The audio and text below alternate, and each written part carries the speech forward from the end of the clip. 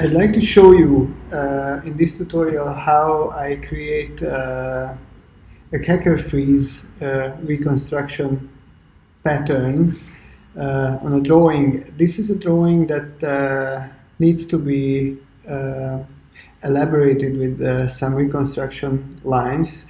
On top, I'm going to reconstruct a kheker frieze, and this is the first step of completing this drawing. So let me zoom in a little bit and show you the situation. I already have part of the drawing that is already inked and color coded, and I'd like to add a simple kheker frieze line drawing to the right side of this scene to complete the kheker all the way to the wall's edge. So as I zoom in, first of all, I'm going to change the opacity of the original so I can see my lines that I'm about to draw much better. And then I pick a specific kheker that seems more complete, and I'll just draw one line drawing over one kheker. Now I'm gonna pick this one right here. I have my brush set to the line weight, the desired line weight, and I'm going to use a combination of tools to quickly achieve this task. So I'm going to start with some pen, some help with the pen tool. So I'm just going to try and be very quick about it, and of course I'm going to use all the shortcuts that are available, and I'm just gonna try and create a very general looking somewhat symmetrical kheker. So this is two, and then the sides are there, and then let me switch back to freehand and add the top section. So I'm going to add the loops and try to always be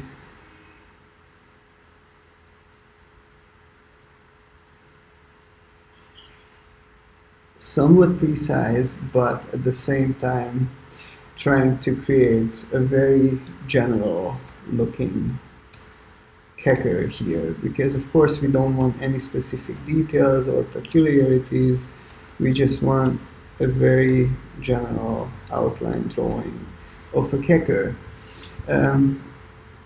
As you draw the interior lines, you can use a combination of straight lines and assisted curves, as I do here, or you can do it entirely freehand. You can switch back and forth in between these different tools, and as you can see, it is actually pretty quick. So I'm almost done with the middle section. There we go. And then I'm ready to do the rounded parts. So I'm just going to go around this area and close the circle, and if something is not adding up, I can always adjust it. Let me go up quickly to this portion and delete what doesn't have to be there, and then let's continue with the internal line. There we go, that makes it 2, and then one more. uh-huh, make it a little bit more uh, regular than this particular kheker. And then we have only one more portion remain to add, and I'm going to move these lines a bit further down. I'll explain later why I think it's useful to have the lines go further down than the actual baseline for the kheker. But for now, let's just say that this is exactly what I want. So I have one perfect kheker that's in the same range as the rest, but a little bit more general. So what I do now is that I will select my drawing and move it to an area where there is nothing on it.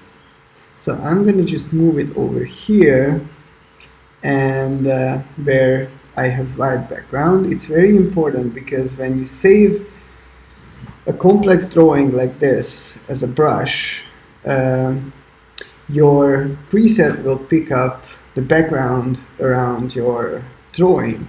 So you don't want it to be on an area where there are other features as well. You want a nice white background. You also have to make sure that let me just deselect it for 1 second. You also have to make sure that the layer opacity is at 100%, and your line is absolutely black, because when you save this brush, it needs to be black, and of course it needs to have the 100% opacity, so you will be able to apply it over layers that has different opacity, but you'll be able to have more control over the shades of gray this drawing appears in. So let's just say this is okay for now, and let's just go back to selecting and then go to edit and then find define brush preset. As I hit define brush preset, you can see a little preview of my brush preset, and then I will call it kheker sample number 2 because I already have one on my set. So let's just hit OK, and now as you can see I already have a beautiful brush template that is in fact a kheker. So let's just deselect the original and let's just try it out. So I'm gonna put it down once, I'm gonna put it down twice. I can put it down as many times as I want. So this is my new brush that actually can draw khekers. So let's just go back to our regular, and as you can see, my kheker brush appears among my brushes. So basically, now that I have this beautiful kheker, I could just stamp in a line towards the right and add these khekers to the drawing. But first, I need to know where to put it. So I'm going to grab a few basic guidelines, actually 2 horizontal guidelines, to indicate the area where my khekers should be vertically. And I also can delete my original kheker that was drawn over here, just like that, because of course I don't need a kheker over there, but I will need khekers over here. So let's just pick this kheker sample and start drawing. You see that the first 3 khekers here are partially there, they partially exist. So what I'm going to do, I'm going to find the center point and just put down my khekers as if there wouldn't be anything here that's already completed. From now on, I can just eyeball the distance in between and add as many as needed until we reach the side. Also, you can later on just select individual kheckers, flip them horizontally, or tweak them a little bit using your uh, your tool sets from the transform menu. You can change them a little bit, just not to look identical to each other if you want to. You can see that I almost got the entire sequence to the edge, but actually my last one goes a little bit further. So obviously it wouldn't look like this if we would have the entire sequence. My last kheker would be a little bit further inwards from the edge of the wall. So what I can do very quickly is to select all my khekers that I just drew, and then transform them with the scale tool and pull them in a little bit. So this wouldn't affect too much of the individual kheckers and how they appear, but it will give us the right alignment on the wall. Now that it's done up to this point, what I'm going to do is to select this area that already exists on the wall. So I'm going to leave a little